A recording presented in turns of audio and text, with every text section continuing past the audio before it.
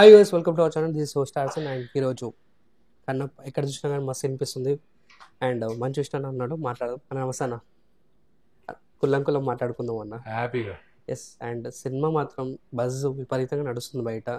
So what your feeling ఎట్లుంది లోపటి నుంచి?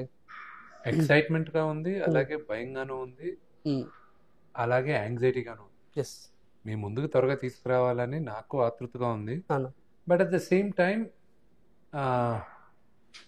వీళ్ళు ఎలా రిసీవ్ చేసుకుంటారు ఏంటి థియేటర్స్లో ఎలా ఉంటుంది అని ఒక ఆ యాంగ్జైటీ కూడా ఉంది. ఎస్ అన్న ఇప్పుడు ఇలాంటి సినిమా అవసరం అని చాలామంది అనుకుంటున్నారు. బికాస్ ఎందుకంటే చావా వచ్చిన తర్వాత మన హిందూ ధర్మం గురించి మన యోధుల గురించి చాలా ఎక్స్పెక్టేషన్స్ ఉన్నాయి. సరే ఆ కంపారిజన్ ఎలా చెప్తారన్న? మన మన ఇతిహాసాలు, మన చరిత్ర తెలుసుకునే దానికన్నా మనం ఓన్ చేసుకోవాలి. Knowing your history is okay, but owning your history, చరిత్ర నాది తెలుసుకోవాలి, ఇది నా చరిత్ర అని దగ్గర తెచ్చుకోవాలి. ఆ ప్రయత్నంలోనే కన్నప్ప కూడా ఒకటి. ఎస్ అన్న, అందరికీ ప్రభాస్ గారి గురించి క్వశ్చన్స్ అడిగారు, బట్ మీ విల్లు గురించి నేను డౌట్ క్వశ్చన్ అంటుంది. ఆయుధం ఎక్కడి నుంచి వచ్చింది, ఎట్లా వచ్చింది అంటే ఏమని చెప్తారు? తిన్నడు కన్నప్ప ఎందుకు అంత పెద్ద విల్లగాడు, విల్లు ఎలాగ పట్టుకుంటాడు, అతనికి విలువిద్య ఎక్కడ వచ్చింది, దానికి ఒక స్టోరీ ఉంది.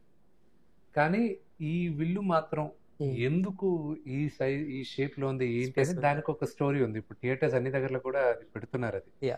అది అది కల్పితం, తీస్తే రెండు కట్లయితే. అవును. ఎస్ ఎస్ క్రేజీ అవుతుందన్న. అండ్ ప్రభాస్ గారిది కూడా ఒక ఆయుధం ఉంది, ఏంటి దానికి ఏమైనా బ్యాక్ స్టోరీ ఉందా? అది సినిమా చూస్తే మీకు అర్థం అంటే ఉన్నట్టే ఉందన్న. ఎస్ అండ్ షూటింగ్ మధ్యలో మీకు ఒక చిన్న తప్పు జునాటిస్ చేయడం వల్ల మీ హ్యాండ్కి ఇక్కడ అయింది. So what is of the story అన్న? సో అతను కూడా కావాలని ఏం చేయలే. ఆ స్కార్ పోవడానికి నాకు ఇప్పటికీ కొన్ని లక్షలు ఖర్చు అయింది. స్టిచెస్ ఉన్నాయన్న? ఉండింది, దాన్ని మొత్తం తీసేసాం. అంటే ఇప్పుడు లేజర్ ట్రీట్మెంట్స్, చాలా స్కిన్ ట్రీట్మెంట్స్ అవి ఇంకా జరుగుతున్నాయి. కానీ లైఫ్ లాంగ్ నాకు ఆ మార్క్ ఉంటుంది. ఆ రెండు గీతలు మాత్రం జీవితాంతం ఉంటుంది. ఎస్ ఈ సినిమా మొత్తం చూసినప్పుడు ప్రశాంతమైన డే అనిపించింది అన్న. బాగా థియేటర్లు వేసుకొని చూస్తున్నప్పుడు మీకు అనిపిస్తుంది కదా? ప్రీవియస్ ఎవ్రీ డే షూటింగ్ చేసిన ప్రతిరోజు నాకు ప్రశాంతంగానే ఉంది. ఎస్ అది ఒకే ఒక దగ్గర మాత్రం ఒకే ఒక రోజు నాకు కొంచెం కోపం వచ్చింది. ఎక్కడంటే అక్కడ టెంపరేచర్స్ చాలా చలిగా ఉండేవి, చాలా చాలా చాలా చలి. ఆ టెంపరేచర్ లో ఆర్టిస్టులు అందరికీ ఓకే, అందరూ జాకెట్లు షాలాలు అన్నీ తీసేసి వాళ్ళందరూ రెడీగా ఉన్నారు. 4-5 నిమిషాలైనా కూడా షార్ట్ తీయలే. ఇప్పుడు లాస్ట్ యాక్షన్ కొరియోగ్రాఫర్స్ అందరూ నీట్గా కేకలిస్తారు. నాకు లేదు ఆ రోజు షూటింగ్, మిగతా వాళ్ళందరికీ ఉంది. పాపం ఆ చలిలో చేసేది. ఎందుకంటే అక్కడ ఉండే వాళ్ళందరూ జాకెట్లు ఏమి వేసారు, కానీ కెమెరా పక్కన ఉండే వాళ్ళు ప్రతి ఒక్కరు, తెర వెనక కెమెరా వెనక ఉండే వాళ్ళందరూ జాకెట్లు ఇక్కడ దాకా ముసుగులు వేసుకొని చోళ్ళకి మఫరర్లు పెట్టుకొని అంతా ఉన్నారు. అక్కడ 1 డిగ్రీ 2 డిగ్రీస్ ఆ లో టెంపరేచర్ లో గాలి విపరీతంగా వచ్చింది. అవును. సో దానివల్ల ఆ రోజు ఆ సినిమా మొత్తానికి ఒక్కరోజే కొంచెం కోపడి. బట్ స్లీవ్లెస్ అన్న మొత్తం మీరు దాంట్లో. సో ఎట్లా తట్టుకున్నారో ఏందో కానీ ఆ టెంపరేచర్ని. విచ్ వాజ్ షార్ట్ భలే అనిపించింది, షార్ట్ అనిపించింది షార్ట్ ఇదేంది? మోహన్ లాల్ గారి ఎపిసోడ్, ఆ ఒరిజినల్ లొకేషన్, ఎక్స్ట్రాడినరీ లొకేషన్. అది లార్డ్ ఆఫ్ ద రింగ్స్ అనే ఇంగ్లీష్ సినిమాకి కూడా ఇవ్వలా. మాకు ఎలాగిచ్చారంటే ఆ లొకేషన్ మావోరి అనే వాళ్ళు ఉంటారు న్యూజిలాండ్. మావోరి అంటే ఆ ఊరికి చెందిన వాళ్ళు. తెల్లవాళ్ళు వచ్చి అక్కడ కూడా ఆక్రమించుకున్నారు. దానికి ముందు మావోరి ఒరిజినల్ ట్రైబ్ అనమాట. సో వాళ్ళకి మేము షూట్ చేసిన ఏరియా వచ్చి వాళ్ళు కొలుస్తారు. అదొకప్పుడు అగ్నిగుండం వచ్చి, వాల్కానో వచ్చి కొన్ని 100 సంవత్సరాల ముందు అక్కడ ఊరు అందరూ చనిపోయారు. సో వాళ్ళందరూ దాన్ని అక్కడ వాళ్ళ సమాధులు పెట్టుకొని ఒక దగ్గర, దాన్ని ఒక సీక్రెట్ మౌంటైన్ అంటారు.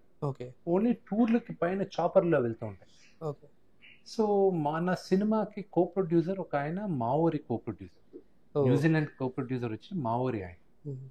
సో ఆ లొకేషన్ నేను అడిగాను, నాకు ఇలాగా మోహన్ లాల్ గారి ఎపిసోడ్ ఒకటి ఎక్స్ట్రాడినరీగా ఉండాలి, అది పౌరాణికంలో ఒక వెరీ ఇంపార్టెంట్ పాత్ర, అది అక్కడ అది ఉండాలి, అది మీరు ఈ లొకేషన్ ఉంది కానీ మీ లాస్ట్ ఫర్ పర్మిషన్ అని. అక్కడ 7 ట్రైబులు అనమాట. ఆ 2 కొండలు ఓనర్లు వచ్చి 7 జాతులకు సంబంధించిన తెగలు. తెగలు. వాళ్ళందరూ జాతులు అన్న 7 తెగలు. వాళ్ళందరూ ఒకటయ్యారు.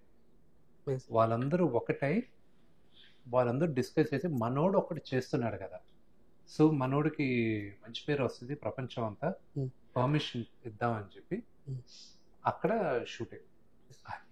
అక్కడ లొకేషన్కి వెళ్ళడానికి 1 గంటన్నర. తెల్లారుజామున 8 o'clock ఫస్ట్ షాట్. మంచంతా అయిన తర్వాత తెల్లారుజామున 8 o'clock. నాకు మేకప్ వేయడానికి 1 గంటన్నర. మోహన్ లాల్ గారికి మేకప్ వేయడానికి 2 hours. ఆయన 7:45కి మేకప్ వేసుకుని అలా కూర్చునేవాడు ఆన్ లొకేషన్. పరిగెత్తేవాళ్ళం మేమందరం. And too much hard work. Great ఆయన, మహానుభావుడు, గొప్ప నటుడు. And final last question, like world wide release అవుతుంది, సో జాపనీస్ మిగతా లాంగ్వేజెస్లో మీరే చెప్పారా? అంటే ఇంకా లాంగ్వేజ్ జాపనీస్లో నేను చెప్పాను, నాకు రాదు. అది ఇప్పుడు నేర్చుకునే ఇది లేదు, కానీ ఆర్టిఫిషియల్ ఇంటెలిజెన్స్ ద్వారా నా వాయిస్ ఉంటుంది దానికి. ఓ మై గాడ్, టెక్నాలజీలో వాడేసారన్నా. And amazing. జపాన్లో యాజ్ ఆఫ్ నౌ మేము అనుకునేది last week of May release అవుతుంది జాపనీస్లో.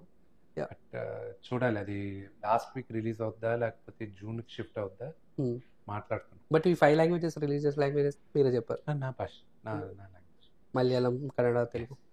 అమేజింగ్ అన్న, amazing. And I hope and cinema hit అయిపోయిన తర్వాత సక్సెస్ఫుల్ కదా అనేది. Thank you so much. Thank you so much. Tata see you.